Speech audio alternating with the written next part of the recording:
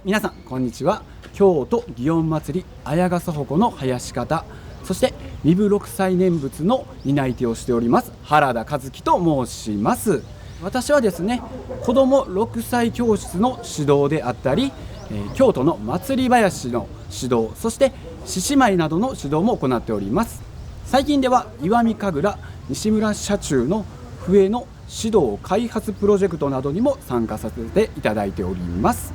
さまざまな民族芸能に触れさせていただいているんですけれども、もともとは私の父親が、京都の祭り囃子の担い手をしておりまして、私もそれを小さい頃から見ておりまして、やってみたいな、始めたいなと思ったのがこう始めるきっかけになっております。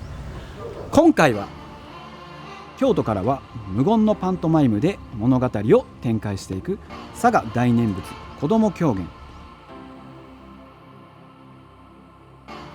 滋賀からは人形を生きているように操るとんだ人形、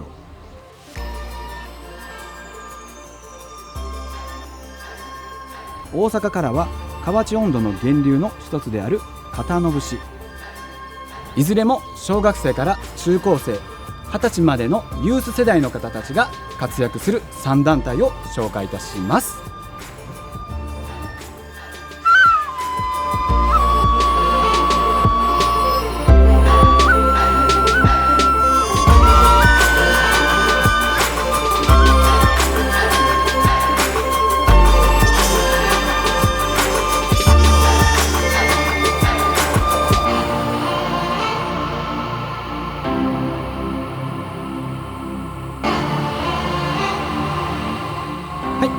今日はですね、佐賀にある清涼寺の狂言堂に来ております。こちらではですね、国の重要無形文化財である佐賀大念仏狂言が継承されております。約500年ほど前にはもうすでに、行われていたみたいなんですけれども、大人の方はもちろん、今ではですね、子どもたちだけで、演じております子ども狂言を行っているそうです。そちらを見に来てみました。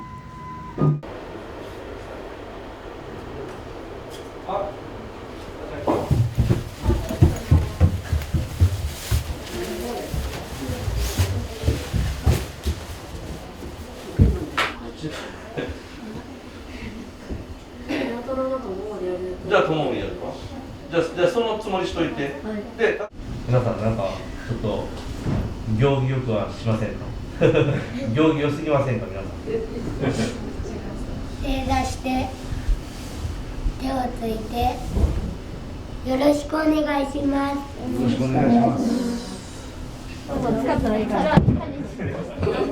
彼女に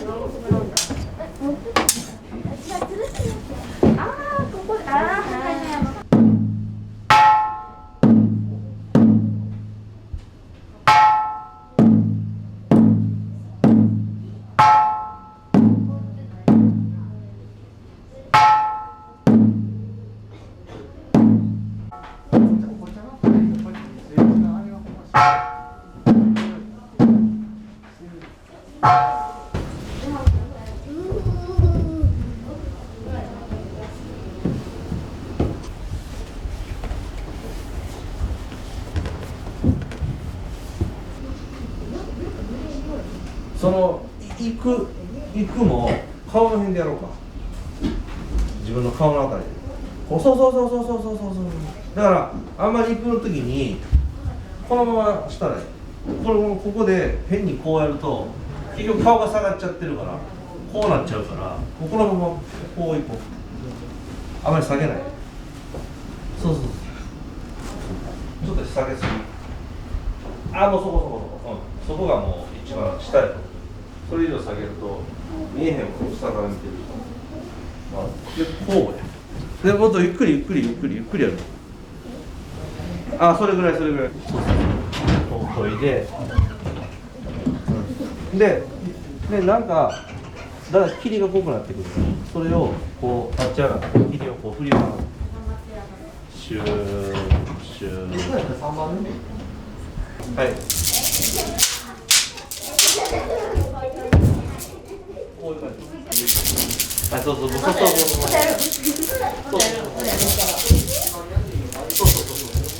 手をついてありがとうございました。はい、じゃあ小道具だけします。忘れ物しないよ。普段その今ねダイナミクス狂言子ども狂言を、行っている活動について。毎週土曜日に狂言堂に集まって稽古、主に歩きの練習やセリフの練習、発表会が近づくと演目の練習をします。あ、発表会が近づく。何歳頃から子ども狂言始めましたか？ 3歳ぐらいから3歳。3歳。私も同じ。3歳から。ちょうど見た役が子供とかも出てて、面白そうだったのでやってみたいと。あ、なるほど、すごい。狂言やっていて楽しいと思う何かその瞬間ってどういう時に来ますか？自分がその役になりきって戦いをしたりする中で、自分がその役になってるなって実感した時にすごい楽しく感じます。あ、なるほどなるほど。妖怪の時に身振り手振りだけで声を出してないのにお客さんが笑ってくれた時とか伝わったなと思って。なるほど、そうだね。ないんじゃよし、ちょっとしか見えないんで、大体足元もこうやって見たり、大体のでまあ練習通りね、1回目につけてやったりはするので、もうなんかほぼ感覚なんかいろいろあるんで、だって見にくいやつは見にくいやつと見やすいやつがあったりするんで、なんかいろいろ役によって。あ、これは見やすいなとか、頭の役によってなんか頭の上にそのつけたりするものつけたりする役もあるんで、そういうやつとかでこれがこういう風にこ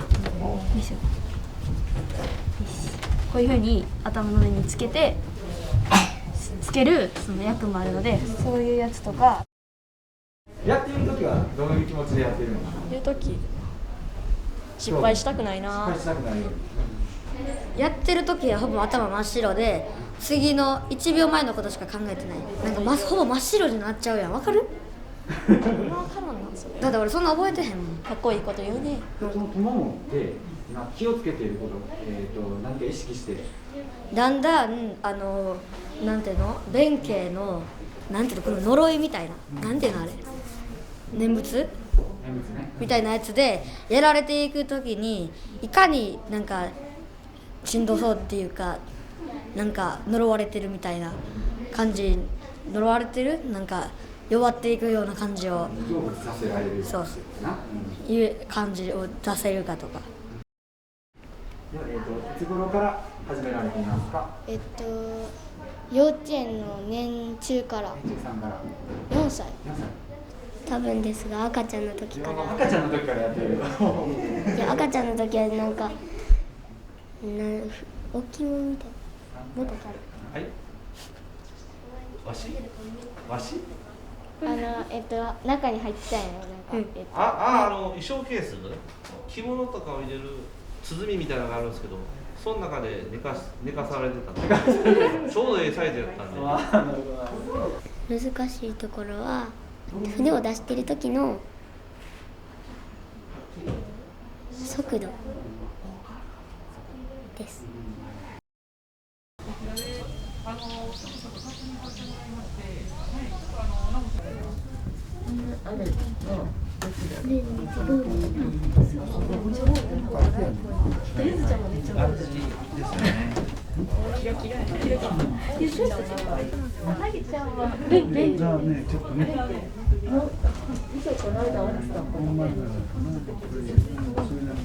立花さんが持ってる、開きました。立花さんが持ってる紙よりすごい。どこでや。そこやってくれんやな。テレビちゃんやってもらうか。どうしようもないか。なんで？なんもないか。なんもない。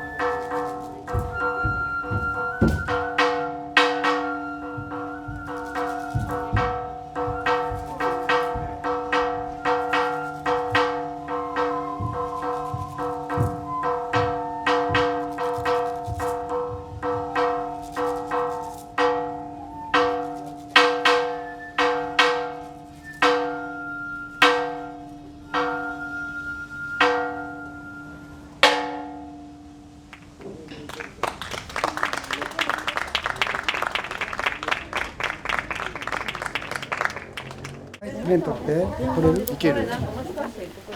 あ、い麺だけたけ麺だけな。あと麺ガポってやったら取れる。あ、これで取れたら。みんな入れますか？みんな取りたいんですけど、まだちょっと箸弁慶組が着替えが終わってないです。止めようかなと思ったけど、止める覚悟が特になかった。麺ごと取っちゃう。まあいいかなって。舞台上がるのって今日何回目ぐらいの？何回か出てる。何回か出てる。本当によかったよ。船すごい上手。大丈夫やった？痛かった？思って。麺をつけた時痛くなかったんですけど、やってるうちに目が痛くなって。あ、本当に。そうか。すごく上手に回してたよね。こうだんだん弱っていくところは再現できた、表現できた。あ、すごいよかった。それは。今日はこの役は初めて舞台でやるのは。あ、そうなんや。すごい。うまくできた今日。どう？視界が狭くって感覚がちょっと違った。そうか。はい、いかがでしたでしょうか。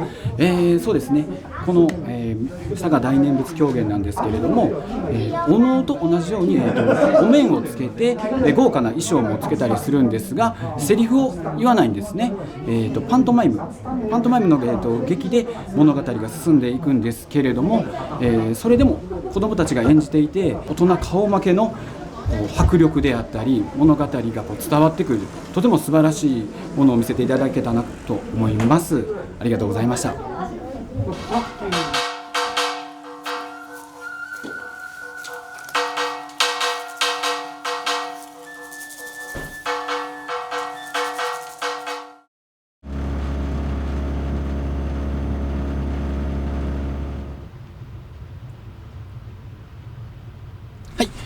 今日はですね、滋賀県長浜市、富田町に来ております。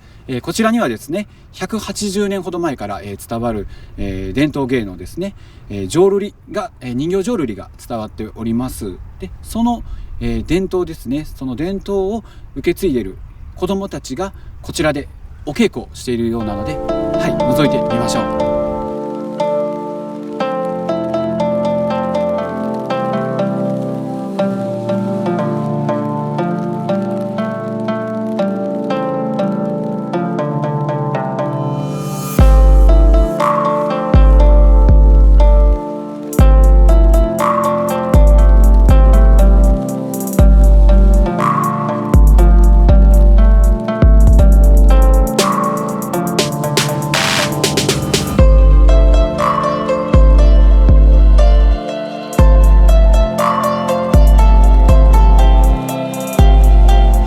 これはね、曽根崎真珠の徳兵衛とかね、こういうのを使ってます。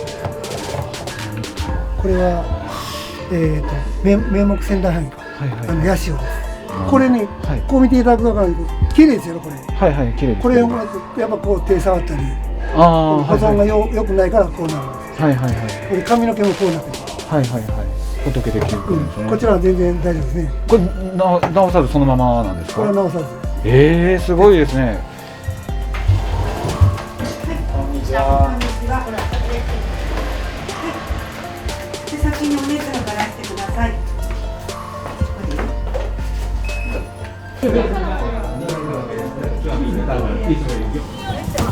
先に押さんといてください。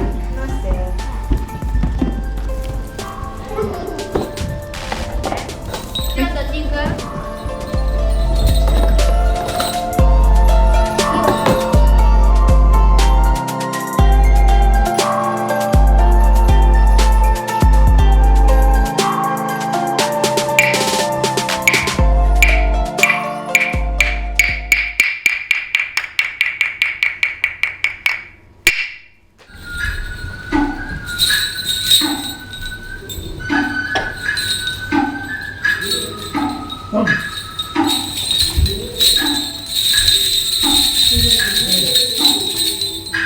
安万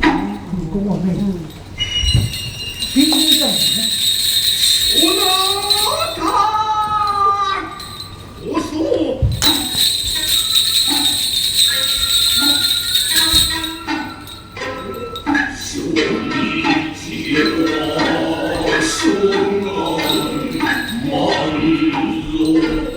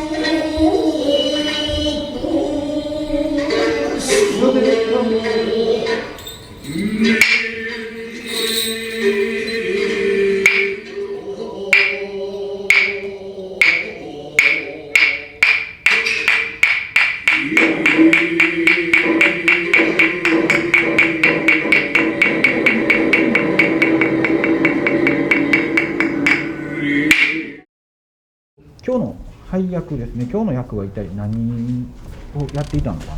桃使い、赤色。赤色っていうね、赤色で。で、僕が白色です。白色。何かその女人形、これ好きな演目はありますか。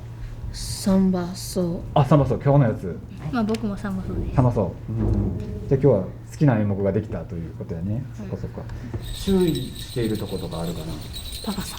高さ、人形の高さね。足使いは、引っ張るとおむ使いがこうやって下がってしまうので、引っ張らないように。なるほど。おむ使いが動いて、左使いと足使いがついてくるという。お鈴はどういう時に鳴らすんですか。種まき。種まきをするときに、こう、振ったら、種が落ちるみたいな感じで、せーの。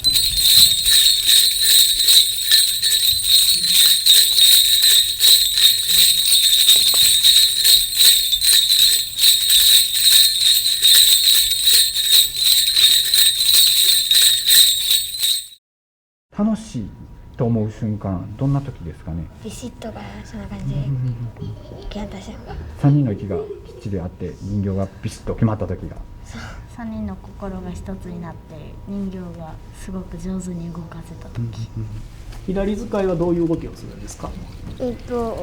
こんな動きしたり、こんな動きしたり、脇に入れたりする。せーの。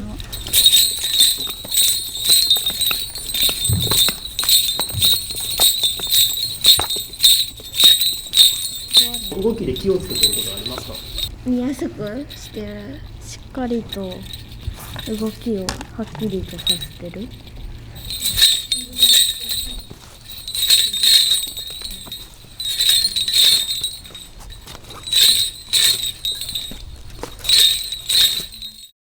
今どんな役をやっているのかな今。足難しい？難しいところもあるけど、でも楽しい。楽しい。なんかこういう時なんか楽しい。歩く時とか楽しい。歩く時が楽しい。難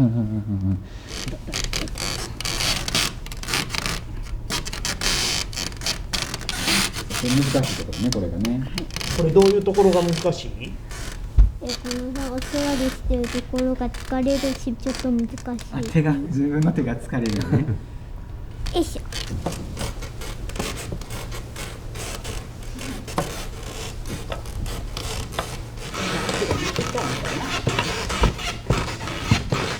こうやって楽しくやるところが楽しい。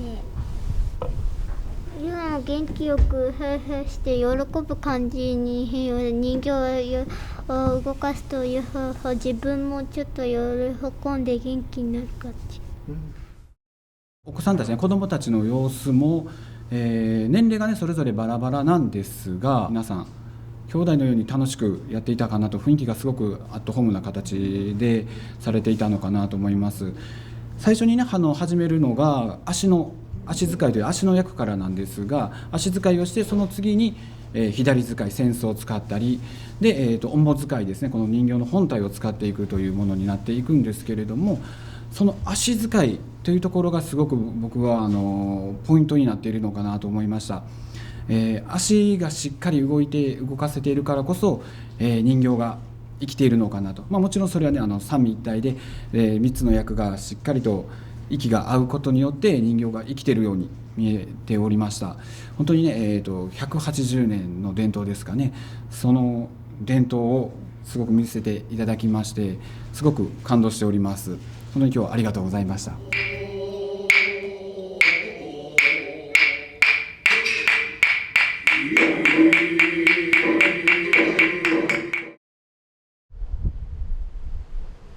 い、京都芸術センターに来ております。今日はですね、河内音頭のルーツである片野節という踊りを継承されている方々が大阪の枚方市から来ていただいております。早速見に行ってみましょう。曲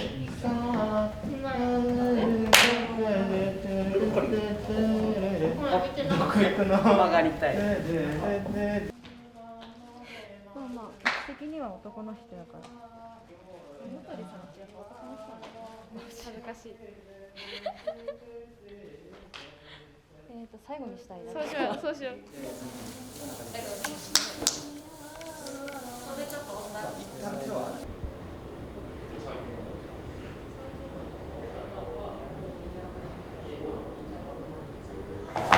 お願いします。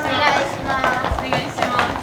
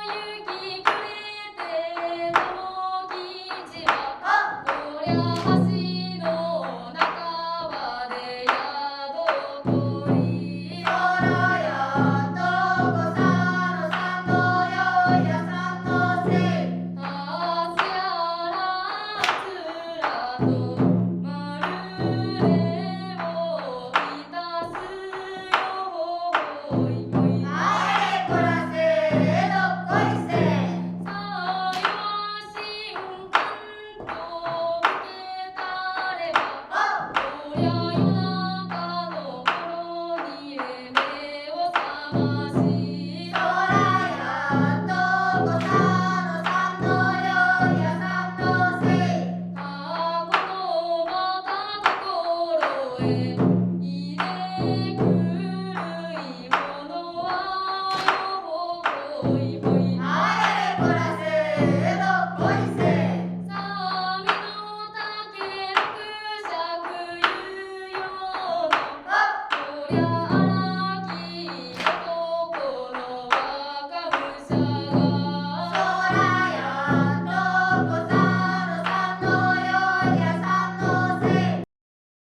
二人は、どのような活動をされておりますか？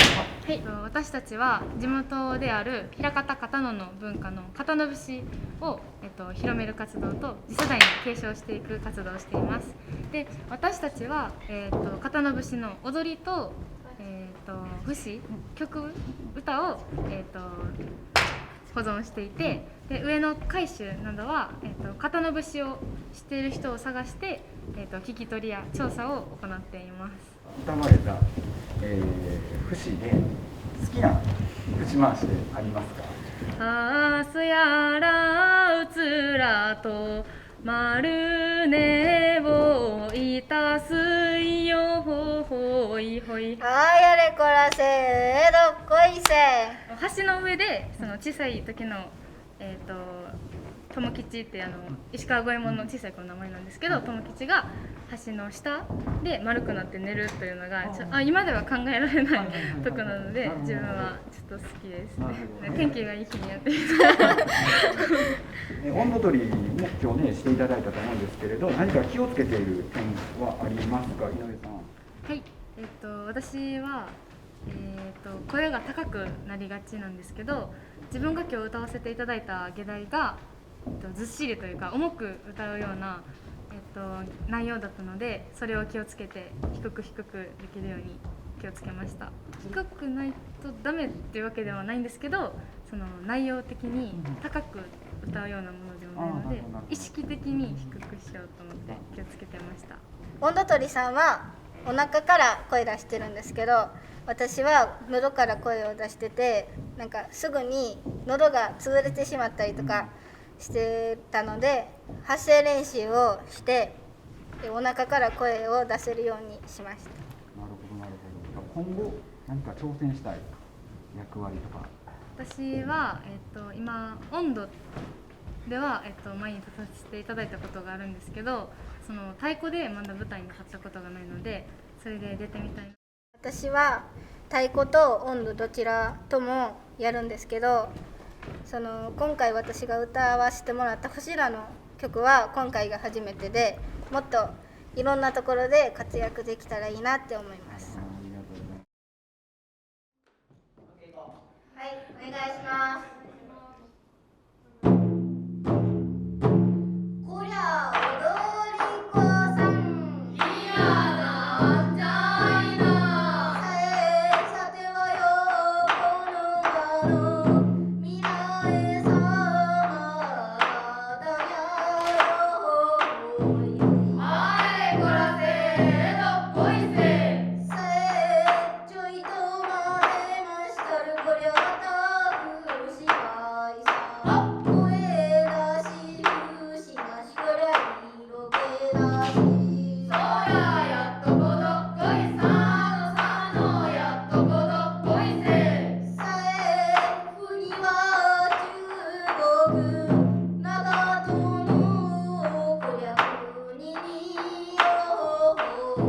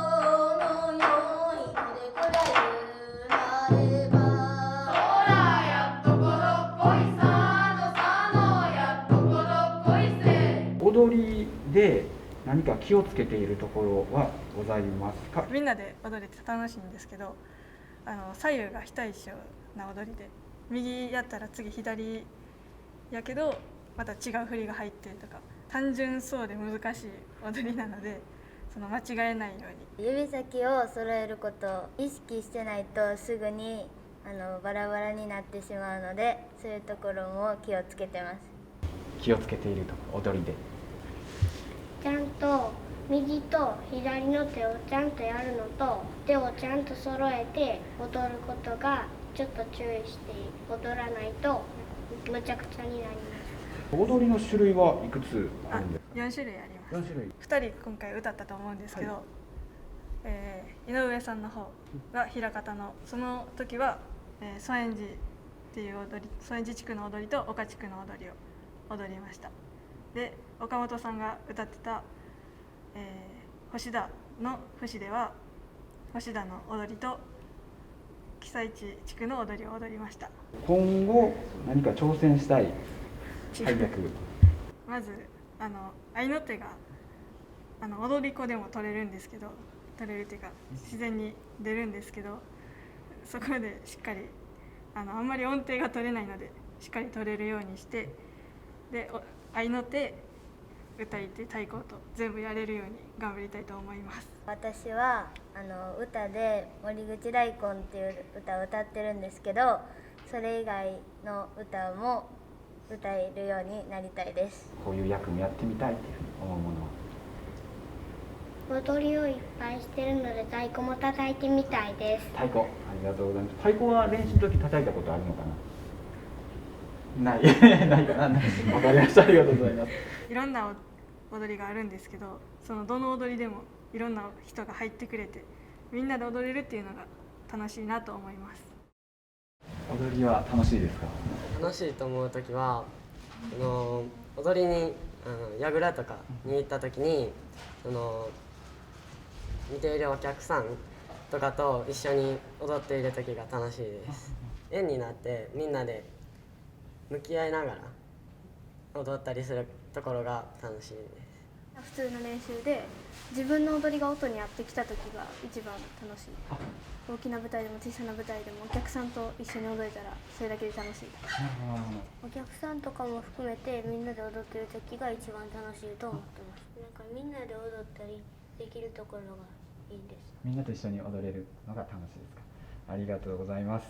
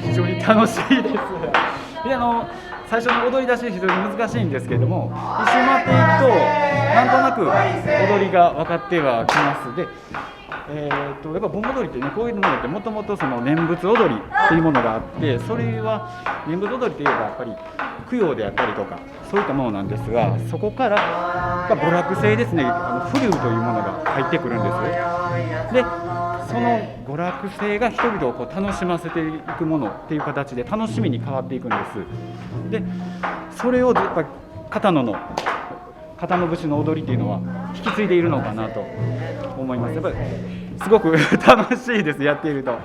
で昔の方もね、こういった形で娯楽というかね、この楽しさをずっと保っているからこそ片野節というのは引き継がれていくのかなというふうに思いました。本当に楽しいです。ありがとうございます。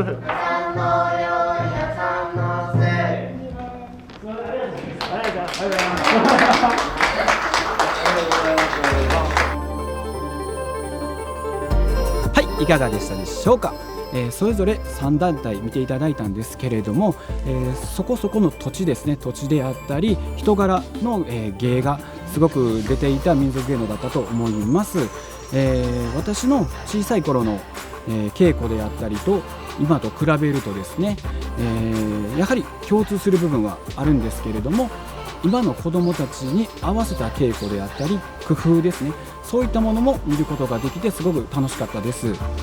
そしてですね、それぞれ3団体と、私の小さい時の共通点というのはやはり同じだなと思ったところがありまして、それは、生活の中に、この民族芸能が常に隣り合わせであるものだなというところが一つと、もう一つはですね、子どもたちの熱心さ、その熱意が次の世代とこの民族芸能をつないでいくんだなというふうに感じることができました。やはりこの今のこの子どもたちに民族芸能を盛り上げていただき、次の世代へとつないでいっていただきたいなと思いました。今日はありがとうございました。